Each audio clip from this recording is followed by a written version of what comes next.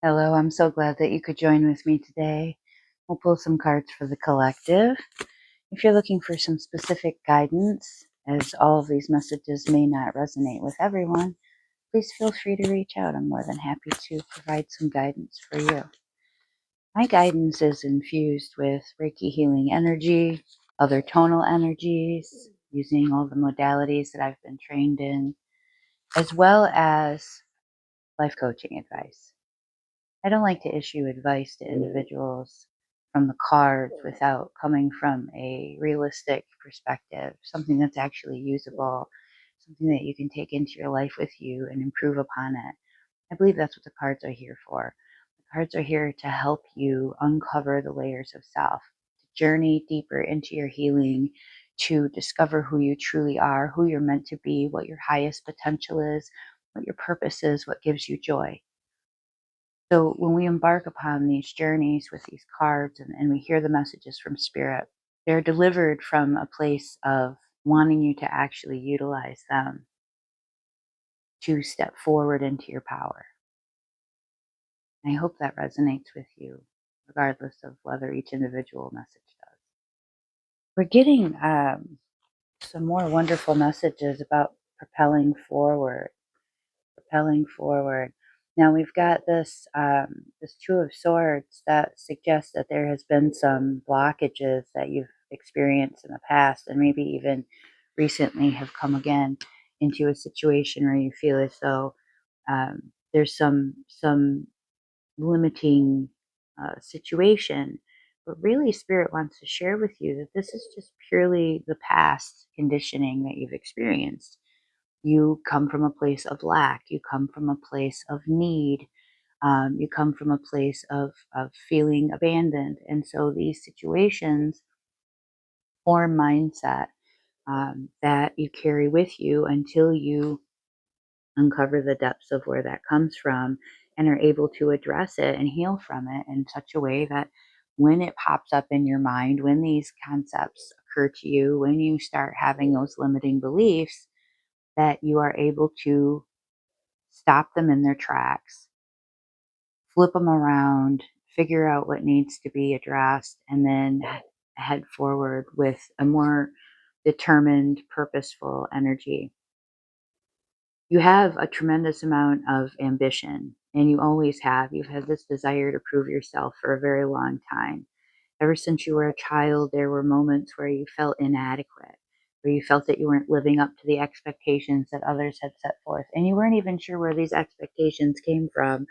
But there they were, and the people that love you and care for you and are supposed to anyway, unconditionally, have said, "This is who you are, and this is what you're like, and this is who you'll be." And you hold that very highly in your mind, and you say, "Oh, okay, this is what I'm supposed to do.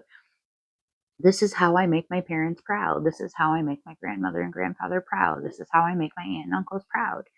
The people around you and your family have these expectations for you, and you set out to prove them. And at some point you started to become very aware and awaken to the idea that their expectations and ideas of you were based on their own ideas of self. They were projecting that they really had no place to have expectations from you, especially not a child. Especially not a child who was dealing with extra obligations on top of just being a child. Um, and so at some point, you started to realize that what you were trying to achieve just wasn't making you happy. It wasn't who you were. It wasn't what you wanted. Maybe the idea of success to you is a very different idea than the idea that they have. The idea of what being in a family is to you is a different idea than what they have. In a lot of ways, you had framed a good portion of your life after pleasing others. And there's now this energy shift where you have started to recognize that the only person that you are obligated to is yourself. And when you prioritize yourself, when you put yourself first, You have found that things progress so much easier for you. They feel so much lighter. You forgive yourself. You let go of the mistakes that you've made in the past and you start to look at them as lessons. You start to recognize that you are not supposed to be some kind of perfect, idealistic human being, that you're here experiencing life in the same way that everyone else is. Start to give yourself a sense of grace. You start to give yourself patience and love that you always deserve. You start to wonder and be curious about the world and who it is that you truly are, and what it is that you do want. And as you started to spend your energy on that journey of discovery, you started working the shadow work. You started to uncover these layers that you had placed upon yourself that had really started to inhibit you from accomplishing what it is that would truly make you happy. So now that you are recognizing these patterns and thoughts and these self destructive habits, things have started to flow in a much more intentional way. And yet, you still recognize now, you know how these cycles work now. Like, you've done so much work over so much time that now you understand that the key to keeping that wheel of fortune turning is to own up to the situations that occur when they happen, to claim the situation and to take responsibility and accountability for it, to address them head on, to feel your emotions through and not stuff them away. Say, okay, well, this has happened. And now what I'm going to do about it, instead of what is somebody else going to do about it, or it happened because of them. You started to take all of this personal responsibility and accountability, and you have put yourself into a position where that wheel of fortune just keeps turning now. And it feels so good. It feels so relieving to know that when you embrace all of your aspects of self, the light and the dark, the positive and the negative, that you are using that energy to propel and move your wheel of fortune. Yeah, there's going to be cycles, there's going to be tough times, but they don't scare you anymore. Now you know what you're capable of, not because of what anybody told you, but because you had to show up every day. You had to put your face in the mirror and look at it. You laid your head down on your pillow every night and had to go to sleep with those thoughts in your mind, and you stopped running away from them. And you stopped settling and you stopped blaming anyone else and you stopped feeling as though it was impossible. You started to say, well, what if it is? What if I can figure this out? Why would this stuff keep happening to me if it wasn't meant for me? And as you became more empowered to lead your life the way that it felt good to you, more and more good stuff keeps happening to you. You're doing such a good job. This healing work is tough stuff. Breaking generational curses is brutal, and you're doing it. You're doing the work.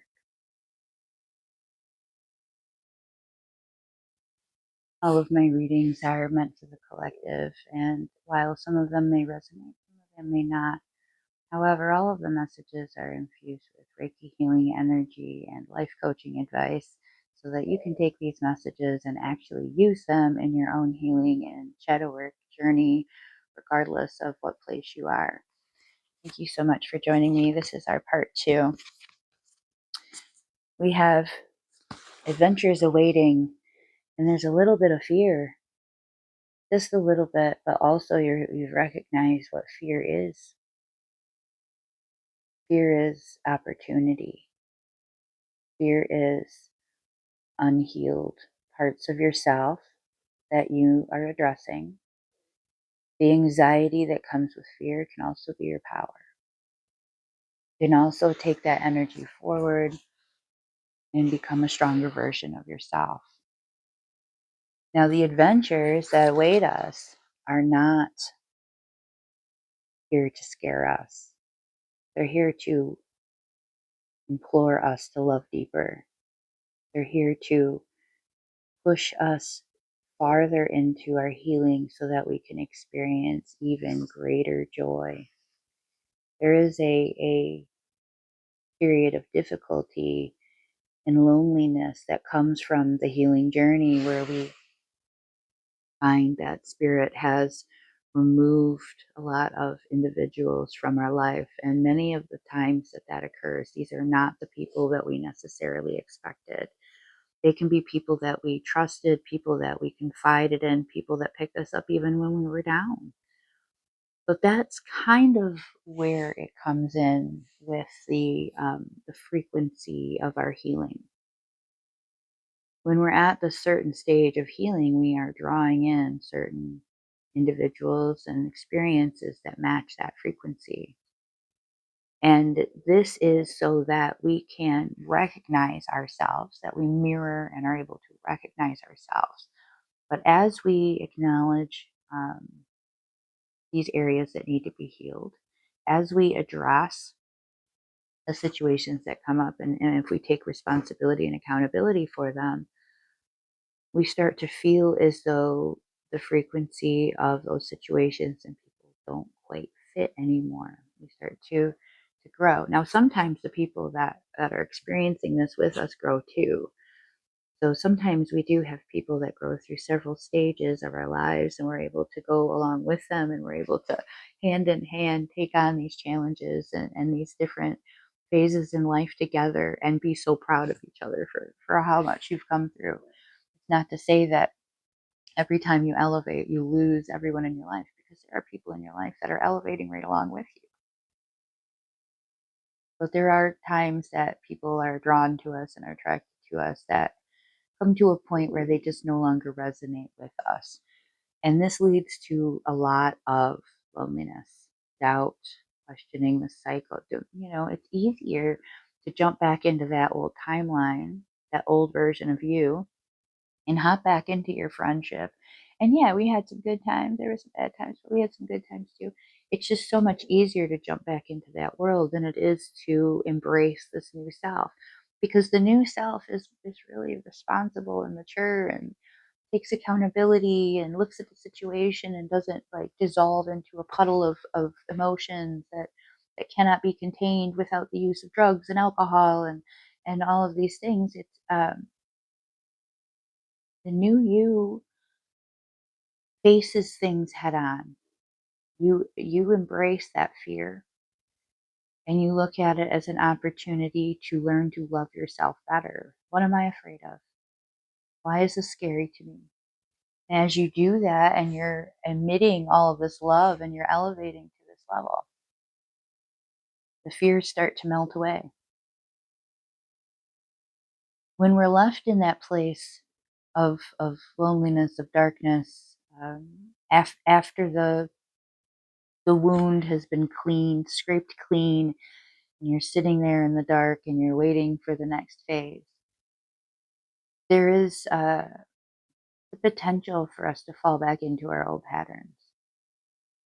But if we instead start to look at these periods as periods to really hone back in on the self, to take some time to embrace the journey that we've been on, to reflect upon it, and to think about what it is that we want next. We are doing so without the influence of this past energy. It's this most pure opportunity for you to really figure out, what do you want? And in those quiet reflective moments, in that empty room, in that dry phone, that's when we start to really figure out what we want. And we don't have anybody to bounce that idea off of, so it's not an issue of somebody putting their influence on it. It's literally just what comes directly from you in its most pure form. That is all of the potential that you have available to you. It's when it comes to you in that most pure form, when you have the opportunity to start from absolutely nothing again. What would you choose? If you removed all of the obstacles out of your own way, the universe is doing that, by the way. What do you want? And you might surprise yourself at that answer. I've surprised myself a lot. Not my first cycle back around where I've began anew as a new version of myself. I had a lot of deep healing that needed to be done. I was a person that wore a lot of armor, and I put that armor on because I was afraid. And as I started embracing and facing my fears head on, I started to shed those layers, which resulted in a person that I didn't recognize. So I started to put on more layers of armor, different kinds of armor. I went in a different direction, but again, it didn't feel authentic and it felt as though I was being dishonest to myself and I was shorting myself. I wasn't stepping fully into my power.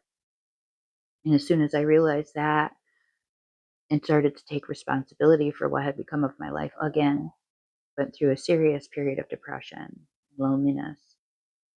But it was in those moments that I realized that I've been lying to myself and everyone else about what I really wanted. It was in those moments I said, "Yeah, but why can't I? Why can't I do this?" Because everybody else had told me that I couldn't, not because I thought that I couldn't. I know that I can. I know what I'm capable of. I know what I deserve. I know where I belong. I know what I'm supposed to be doing. And it was in those moments, in those most raw, vulnerable, exposed periods that I was able to really get in touch with my true self. And that's when I was really, truly able to embrace the adventure unfolding in front of me. And it is so exciting now. I know I'm going to trip and stumble over rocks and roots and everything along the way, and that's okay. It's going to be amazing because it's real, because it's the adventure that I always wanted. It feels more in tune with myself than I have ever felt. And that's what spirit wants to convey to you. I'm going to pull one more card for this part 3. Not all readings will resonate with everyone. All of the readings are infused with Reiki healing energy. Run towards healing with the self.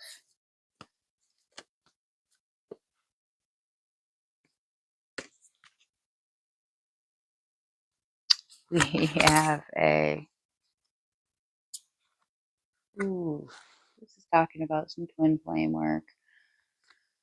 The lover begins with the self, but it is through the uncovering of our shadows.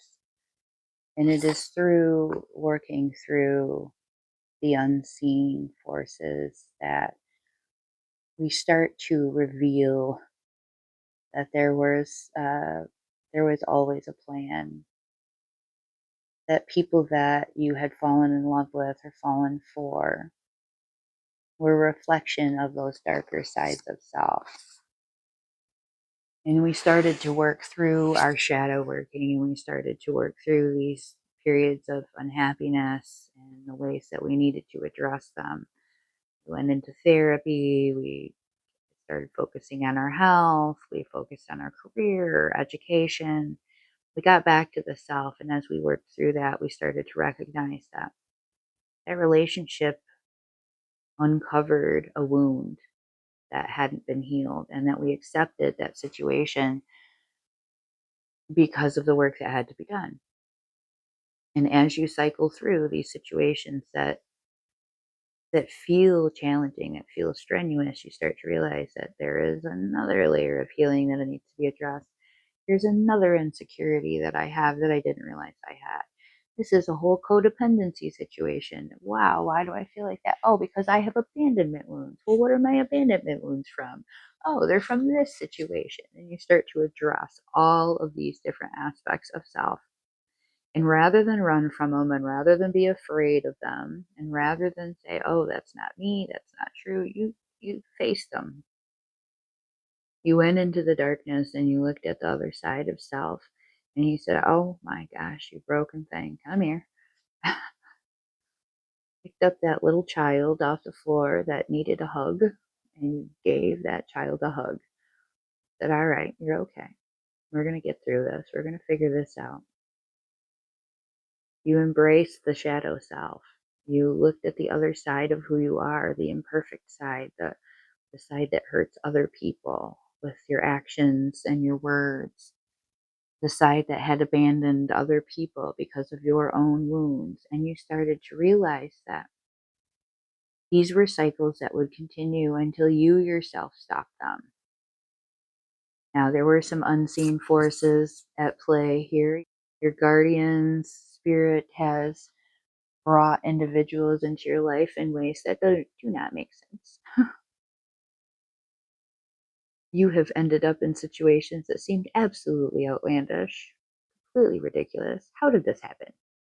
How did I get here? And then, because you were open to it, because you had started to embrace that shadow self, you said, well, maybe there's a lesson here. Let's just see. And then you start to awaken to these forces that guide you, start to feel more in tune with your intuition, start to trust yourself. You start to realize that the feelings that you feel are the result of the energy in the universe propelling you in certain ways. You start to trust that you don't need to know where it comes from. You don't need the explanation all the time. You don't need to know how so and so circled back around to you. You don't need all the details of that. That's their journey. What they did and the lesson there is what's in front of you, and that's what you take forward with you. There is just starting to be an awakening for you that there are things greater than you. You don't even need to call it something like fate or destiny. I think that the Akashic records are more of an accurate statement of how things transpire. That we've already lived all of our lives, that all of our lives have been recorded in the records, and we are experiencing our lives in timelines that we ourselves chose before we came here. And as we continue along these lives, we choose the timeline that we pursue. All of the things that we've already done are the things that we feel called to do. The people that we've already been is who we're called to be. And we don't understand where that necessarily comes from, but you've started to awaken to the idea that I don't need to know why I feel called to do this right now. Just know it feels right. And I'm going to go with it. And as you've done this, and as you've embraced all these very, very dark sides of the self, and you've healed in layers, you did find yourself separated from situations and individuals that no longer served you. And all of that had helped you start to realize that there was something greater for you, and that you are deserving of a partnership and love that honors and recognizes you for who you are, supports you, not in the ways of enabling, it supports you in the ways of empowering you to continue on your journey the way that you have, independently, while they themselves independently pursue their own healing. And that is how you match with them on that frequency, on that energetic vibration. It was because they also are at that place in their lives. So as we work through this healing, this next card coming up is about that phase of lovers. And it's not just about the lover of another person, because that jumps back into that codependency. You're not doing that. You're focusing all this love on yourself. It's because you put the energy into you that you're able to draw someone who can add to that. And you should not be needing to replenish your own cup in those situations. They have a full cup too. You have a cup, they have a cup. It's overflowing. You share the overflow. Now, while there may be periods in life where you do need that replenishment, this person is more than capable of doing that without diminishing or depleting from their self as well. All of the work that we're doing in healing is what's leading us and guiding us towards our true union and true love, first with the self, and then with the mirrored self, which is our twin flame. While the twin flame experience is not a guarantee in every single life, we may need multiple lives in order to fully embrace that healing journey. Eventually, you come across the person that feels like everything you thought love was supposed to be. And you don't have to question it anymore. You don't have to doubt it anymore. The journey always started with the self, though, and it continues with the self. And as soon as you abandon that journey, you start to lose yourself on this in this partnership. So it's really critical that the focus is always on the self. First and foremost, that healing journey that you were guided on addressed the issues that were keeping you from really loving yourself. And it is when you started to truly love yourself that others finally learned how to treat you. They learned what it was that you deserved because you showed them, you demonstrated to them the message the Spirit has for you today. If there's anything that I can do for you in a personal note, if you're looking for a more personal connection, please reach out.